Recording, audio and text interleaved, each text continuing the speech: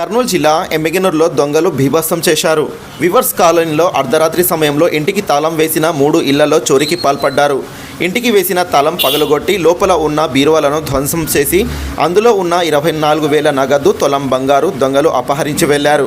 అయితే పురుషోత్తం అనే బాధితుడు ఇంటికి దొంగతనానికి వచ్చిన దొంగ తాళం పగలగొట్టేందుకు ముందుగా పక్కన ఉన్న 3 ఇళ్లలో ఉన్న మనుషులు బయటకు రాకుండా వారి ఇంటికి బయట నుండి గడియలు వేసి ఆ తర్వాత పక్కన పురుషోత్తం ఇంటికి తాళం పగలగొట్టి లోపలకు వెళ్లి దొంగతనం చేశారు.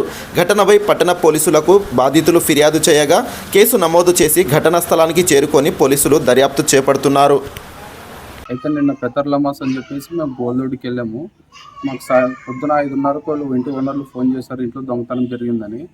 వాళ్ళ ఇంట్లో వాళ్ళు చెప్పిన దాని ప్రకారం అయితే వాళ్ళు పొద్దున్న రాత్రి దొంగతనం చేసేటప్పుడు వాడు ఇల్లు తాళం పగలగొట్టేసి వీళ్ళందరూ చుట్టుపక్కల ఎవరు లేవకూడదు అని చెప్పేసి బయట గొల్లెలు పెట్టేసి లోపల బీరువా పగలగొట్టి ఇంట్లో ఉన్న డబ్బులు తీసుకొని వెళ్ళిపోయినాడు. పోలీసు వాళ్ళకి చెప్పినాం, వాళ్ళు వచ్చి ఫోటో దింపుకొని వెళ్ళిపోయినారు.